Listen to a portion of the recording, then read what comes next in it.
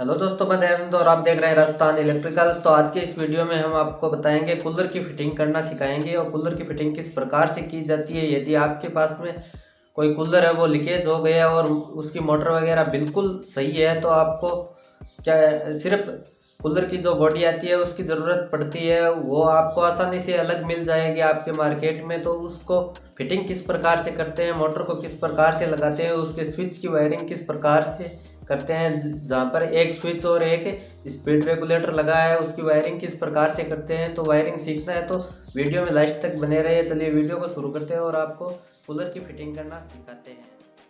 Cooler की fitting करने के लिए आपको कुछ मटेरियल की ज़रूरत पड़ेगी, जैसे ये ऊपर का जो कवर आता है इसका कड़ा भी बोलते हैं इसे। तो ये मोटर के साथ में भी मिल जाता है और आपके पास नहीं है तो ये मार्केट में आसानी से अवेलेबल हो जाता है। तो इस प्रकार से लेना है। और ये जो मोटर की 4 लेग आती है वो 4 लेग आपको लेनी है। जिस साइज़ का आपका कूलर है, कूलर 16 इंची में भी आता है और 18 इंची के अंदर भी आता है। जिस प्रकार का भी आपका कूलर है, जितने इंची का है उस हिसाब से आपको लेग ले लेना है। जिस पर जहाँ से आप मोटर की बॉडी लेते हैं वहाँ से आपको ये सब पूरा मटेरियल आसानी से मिल जाएगा। तो इस प्रकार से लेना है। और ये जो इसका जो पाना है ये आप ले लेना, 8-9 नंबर का पाना आप ले सकते हैं। और 7 नंबर 6 नंबर ये चाबी आपके पास होनी चाहिए, ये लग जाता है आसानी से इसमें। और आपके पास प्लायर है तो इससे भी आपका काम हो जाएगा आसानी से, क्योंकि पुराने बोल्ट तो नहीं खुलते हैं, लेकिन ये नया काम करना है तो आसानी से हो जाता है। तो इस प्रकार से आपको करना है। और ये काम यदि आप कूलर घर पर लाकर फिटिंग करते हैं इसकी तो आपका 500 से 700 रुपये आपके बच जाते हैं। तो ये काम बिल्कुल आसान होता है, आप वीडियो देखकर भी आप आसानी से कर सकते हैं। तो इस प्रकार से चारों लेग को आसानी से बिल्कुल टाइट कसना है, लूज बिल्कुल हिलना नहीं चाहिए, चारों लेग जो है हिलनी नहीं चाहिए, बिल्कुल टाइट करना है। तो इसको बाद में और कस देंगे। और ये है जो कूलर की बॉडी होती है, ये हमने परचेज की है और मोटर है हमारे पास पहले से थी तो रिवाइंड किया है, कॉपर में रिवाइंड कर दिया है तो यह आसानी से ख़राब नहीं होगी। तो इस प्रकार से देखिए, इस प्रकार के बोल्ट लेने हैं और इसके आगे होल निकला हुआ रहता है कूलर की जो लेग लगाने का। तो इसमें इस प्रकार से बाहर की साइड से डालना होता है। यदि ये होल नहीं निकला है तो अभी आप ये जो मोटर की लेग है वो वहाँ पर रख लीजिए सेट करके, और मार्किंग करके निकाल सकते हैं ड्रिल मशीन से, कोई दिक्कत नहीं होगी। कूलर चाहे कोई सा भी होगा सभी में ये ही प्रोसेस होता है। तो इस प्रकार के बोल्ट वहाँ पर जहाँ से ये कूलर की बॉडी लेंगे वहाँ से आपको मिल जाएंगे आसानी से। तो ये अंदर की तरफ बाहर से डाला जाता है अंदर की तरफ। और ये चारों बोल्ट डालने के बाद में आपको दिखाते हैं अंदर से कि किस प्रकार से ये जो स्टैंड है मोटर का ये इसके अंदर फिट होगा। तो इस प्रकार से चारों बोल्ट जो हमने अंदर की तरफ लगा दिए हैं। तो अंदर की तरफ लगाने के बाद में ये पीछे का कवर है इसको खोल लेना है। और इसको ओपन करने के बाद में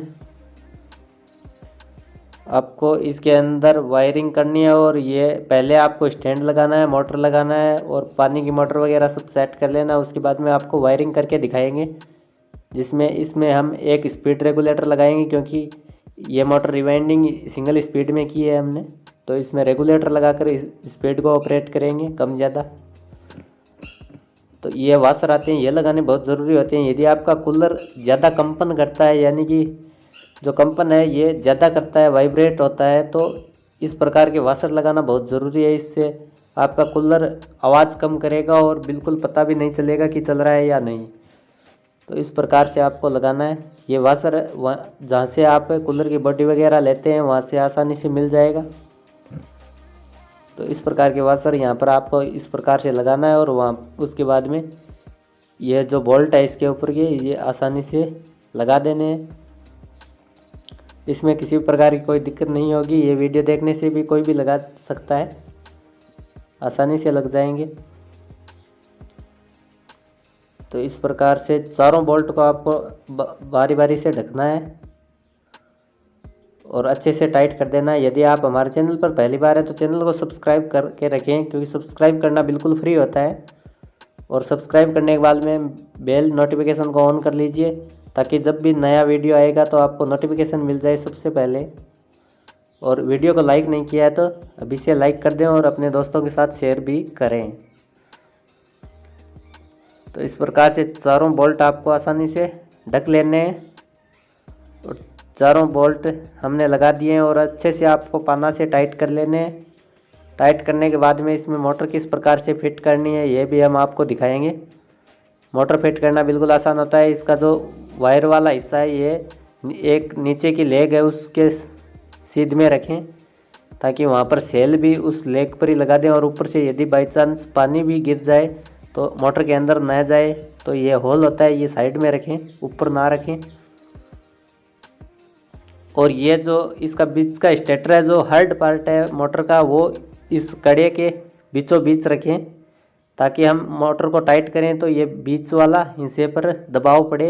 यदि टेढ़ी होगी मोटर, तिरछी लगेगी, तो ये प्रॉपर काम नहीं करेगा और पंखुड़ी यहाँ पर जो लेग है इसके अड़ने का डर रहता है, इसके लग जाता है। और इसके जब पंखुड़ी लगेगा तो ये पंखुड़ी टूट जाती है इसकी। तो इस प्रकार से आपको टाइट कर लेना है मोटर को अच्छे से। तो इस प्रकार से आपको कस लेना है। और ये जो बोल्ट लगा रहता है साइड में, इससे मोटर टाइट होती है, यानी मोटर हिलती नहीं है। इससे फुल टाइट करके रखें। और ये जो दबाव है, ये बीच का जो हार्ड पार्ट है, इसका स्टेटर बोलते हैं, उसके ऊपर ही ये रहना चाहिए, बीच वाले हिस्से पर।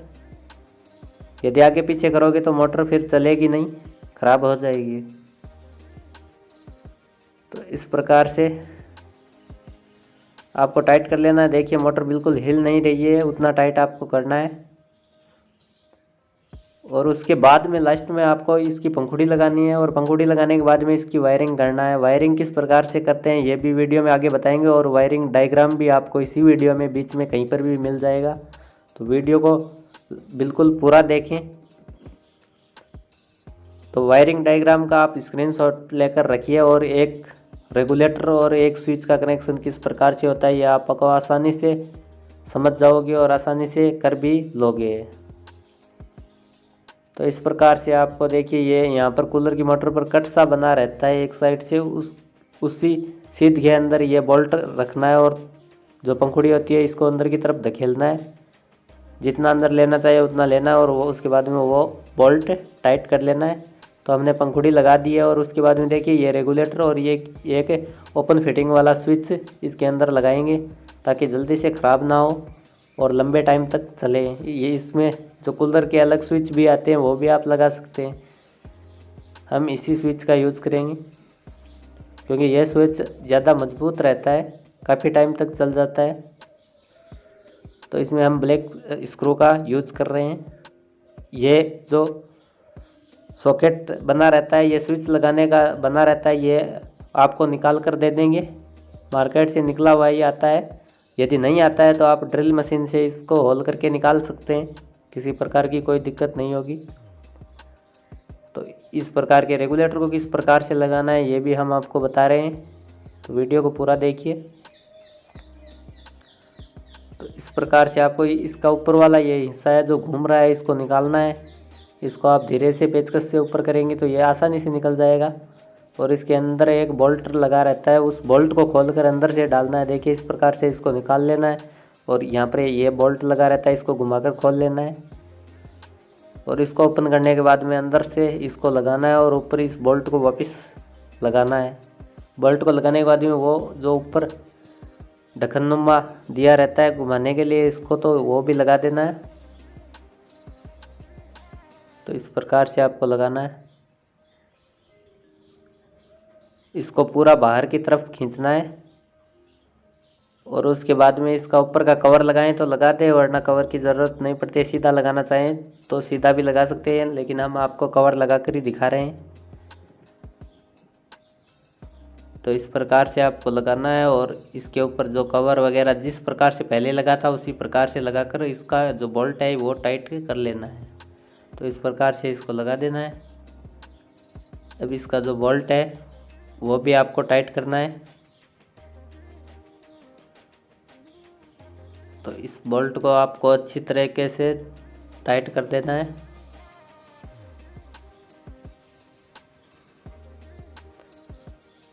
तो इसको आपको अंदर से धकेले हुए रखना है और इसको टाइट कर लेना है। देखिए अब ये आसानी से लग जाएगा क्योंकि इसका साइज फिक्स आता है। तो इस प्रकार से आपको लगा देना है। यदि आपके कूलर की मोटाई ज़्यादा है तो ये नहीं लग रहा है तो ये ऊपर वाला कैप जो हमने लगा रखा है ये हटा दीजिए। इसके बिना भी काम चल जाएगा। इसके स्थान पर आप वाशर लगा सकते हैं। तो इस प्रकार से थोड़ा सा टाइट कर दीजिए, ज़्यादा टाइट करेंगे तो टूट भी सकता है। तो इसको इतना टाइट करिए कि ये हिले नहीं। और ये देखिए अच्छे से टाइट हो गया है। और इसके बाद में इसका ऊपर का जो कवर है वो भी आपको लगा लेना है। और कवर लगाने के बाद में हम आपको वायरिंग करके दिखाएंगे कि वायरिंग इसकी किस प्रकार से करनी है। तो इस प्रकार से आपको लगा लेना है। और ये वीडियो देखने के बाद में इसकी वायरिंग तो कोई भी अनपढ़ व्यक्ति है वो भी आसानी से कर लेगा, किसी प्रकार की कोई दिक्कत नहीं होगी। और उसके बाद भी दिक्कत होती है तो वायरिंग डायग्राम भी आपको मिलेगा, उससे भी आप आसानी से वायरिंग कर सकते हैं। तो ये वायरिंग केबल लिया है हमने। ये जो कूलर का केबल आता है बाहर लगा रहता है वो लिया है 2 कोर का। और इसको यहाँ से डालने का स्थान बना हुआ है तो यहाँ से अंदर की तरफ लेना है और अंदर एक गांठ लगाना है ताकि ये बाहर की तरफ खींचे नहीं। तो इस प्रकार से आपको एक गांठ लगा देना है। और गांठ लगाने के बाद में जितनी ज़रूरत है उतना अंदर की तरफ रखना है, बाकी बाहर की ओर खींच लेंगे। उसके बाद में इस वायर को अलग करना है और जितना चाहिए आपको उससे उतना लंबा आप रख ले। और रखने के बाद में आपको क्या करना है, इसका जो एक वायर लेना है, कोई भी जो रेड वाला ले लीजिए फेस का वायर, उसको रेगुलेटर का एक वायर लीजिए, उसके साथ में जॉइंट करना है। ये रेगुलेटर का वायर है, रेगुलेटर से 2 वायर निकले रहते हैं एक वायर के साथ। ये जो बाहर से केबल आई है उसका रेड वाला एक वायर जॉइंट करना है। और जॉइंट करने के बाद में यही जो जॉइंट किया है यही वायर स्विच के एक टर्मिनल में कस देना है। स्विच लगा है उसके एक टर्मिनल में कस देना है, चाहे कोई से भी टर्मिनल में आप कसना चाहें उसमें लगा दीजिए। जो ये जॉइंट किया है एक वायर का ये हम स्विच के साथ टाइट कर देंगे। ऐसा इसलिए किया है कि बाहर से जो फेस का वायर आ रहा है वो स्विच के अंदर भी जाना चाहिए और रेगुलेटर के अंदर भी जाना चाहिए, क्योंकि जो फैन वाली मोटर है ये रेगुलेटर से ही कंट्रोल होगी, इससे ही ऑन ऑफ होने वाली है। तो दोनों में हमने फेस का वायर दे दिया है। ये बिल्कुल सिंपल तरीका हम बता रहे हैं वायरिंग का। और जो नए कूलर लेके आते हैं उसमें अलग अलग तरीका लगाया गया रहता है तो उसमें समझने में दिक्कत रहती है। तो हमने सबसे आसान जो तरीका है वो आपको दिखा रहे हैं, जो कोई भी आसानी से लगा सकता है। तो इस प्रकार से स्विच और रेगुलेटर को दोनों को फेस देना है। फेस का वायर रेड वाला जो है दोनों के अंदर चला गया है।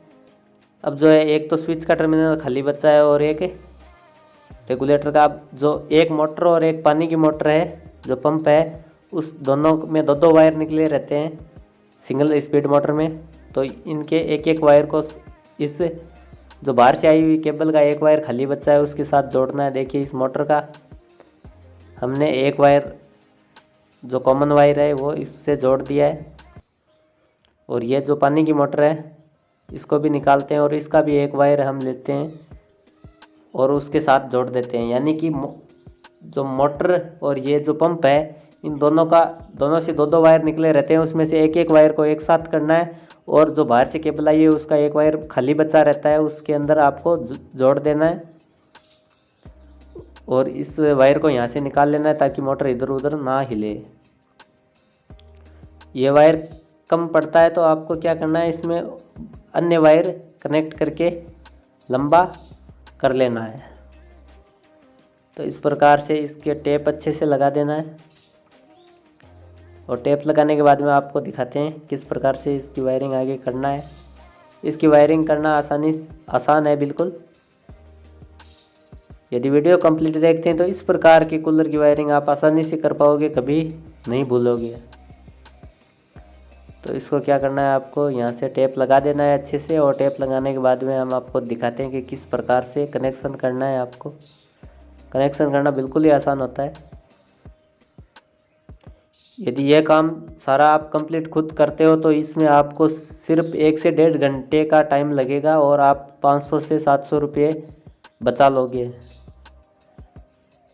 तो इस प्रकार से आपको क्या करना है, देखिए एक कूलर का वायर है जो मोटर का, और एक पानी की मोटर का वायर है वो खाली बचा है, और एक वायर हमने जो बाहर से केबल आई हुई है उसका एक वायर तो स्विचों के अंदर गया है और एक खाली बचा था उसके साथ जोड़ दिया है। दोनों का एक वायर उसके साथ जोड़ा है यहाँ पर, उस पर टेप लगा देंगे। और अब एक ही इस पंखे वाली मोटर का बचा है और एक ही पंप का वायर खाली बचा है। तो पंखे वाली मोटर है उसको रेगुलेटर से कंट्रोल करना है, तो रेगुलेटर का एक वायर बचा है, उसके साथ में तो ये मेन मोटर है हमारी उसका एक वायर बचा हुआ है वो उसके साथ जोड़ना है ताकि स्पीड को कंट्रोल कर सके। अब बाकी बचा एक स्विच का टर्मिनल खाली बचा हुआ है, उसमें जो पंप का एक वायर खाली बचा है वो उस स्विच के एक टर्मिनल में जोड़ना है ताकि उससे हम जब चाहें ऑन ऑफ कर सके पानी की मोटर को। तो इस प्रकार से आपको कनेक्शन करना है और इन पर अच्छे से टेप लगाना है। जो ये खाली बचा है पंप का वायर वो अब स्विच में एक टर्मिनल खाली बचा हुआ है उसके अंदर आपको कस देना है और टाइट करना है। लूज कोई भी कनेक्शन लूज नहीं रखना है, लूज रखोगे तो ये ख़राब हो जाएगा। ये आपको अच्छे से टाइट कर देना है उस टर्मिनल में। और इससे भी समझने में दिक्कत होती है तो अभी आपको ये डायग्राम भी देखने को मिल रहा है, तो वीडियो को पूरा देखना है और इसमें टेप अच्छे से लगा देना है। कोई भी जॉइंट आपको ऐसे ही नहीं रखना है, इसके अंदर आपको अच्छे से टेप लगाना है। और टेप लगाने के बाद में हम आपको दिखाते हैं कि इसका वायरिंग डायग्राम आपके सामने स्क्रीन पर अभी आ जाएगा। तो आप इस वायरिंग डायग्राम को देख लीजिए और इससे आपको समझ लीजिए कि कौन सा वायर कहाँ पर जुड़ा है। जो ब्लैक वाला है न्यूट्रल का वायर है और रेड वाला फेस का वायर है, तो इससे आप पता लगा सकते हैं। इसका स्क्रीनशॉट लेकर भी रख लीजिए और यहाँ पर टेप लगाकर सभी वायरों को, टेप या आपके पास टाई है वायर टाई, उसको अभी यूज़ कर सकते हैं। उसके बाद में ये जो मोटर के साथ में ही आता है ये आपको पाइप के अंदर फंसाना है और इस मोटर के अंदर डाल देना है। तो अभी कूलर की वायरिंग वगैरह होकर कंप्लीट हो गई है। तो उसके बाद में आपको क्या करना है हम आपको आगे बताते हैं, इसको चलाकर भी दिखाएंगे वायरिंग सही किया है या नहीं किया है। और इसमें इस पाइप से कहीं पर भी आपको पानी लीकेज नहीं होना चाहिए, ऊपर से कहीं पर भी होता है तो वहाँ पर वायर अच्छे से बांध दें, ऊपर प्लायर से टाइट कर दें तो ये यहाँ से पानी लीकेज नहीं होगा कहीं से भी। ये पाइप वगैरह लगे हुए रहते हैं और ये सब कुछ लगाकर ही दिया जाता है आपको। यदि नहीं लगा है तो भी आप आसानी से लगा सकते हैं, कोई इसमें कोई दिक्कत वाली बात नहीं होगी। तो इस प्रकार से इसका बैक कवर भी हम लगा देते हैं और लगाने के बाद में आपको दिखाते हैं कि इसको चलाकर दिखाते हैं। तो इसको लगा दिया है और इस प्रकार से लगाने के बाद में हमारा कूलर बनकर तैयार हो गया है। वो भी बिल्कुल आसान तरीके से इसको चलाकर आपको दिखा देते हैं। तो इस प्रकार से हमने बना लिया है और बनाने के बाद में अब आपको चालू करके दिखाते हैं। देखिए ये जो रेगुलेटर है इससे हमारा फ़ैन ऑन हो जाता है। इसकी स्पीड हम कंट्रोल कर सकते हैं, जितना चाहिए उतना स्पीड हम आप रख सकते हैं। और उसके बाद में पानी की मोटर चलानी हो तो इस स्विच से देखिए पानी की मोटर आसानी से चल जाती है, किसी प्रकार की कोई दिक्कत नहीं है। तो वीडियो कैसा लगा कमेंट ज़रूर कर दें, कोई भी सवाल सुझाव हो तो कमेंट करके बता दें, आपको रिप्लाई ज़रूर मिलेगा। तो इस प्रकार से देखिए इसकी स्पीड कंट्रोल कर सकते हैं और इसको ऑफ भी कर सकते हैं इस स्विच से। तो वीडियो कैसा लगा कमेंट ज़रूर करें। इस वीडियो का कौन सा पार्ट आपको अच्छा लगा ये भी आप बताएं। तो चलिए मिलते हैं अगले वीडियो में, तब तक के लिए धन्यवाद दोस्तों। चैनल पर नए हैं तो चैनल को सब्सक्राइब करके रखें।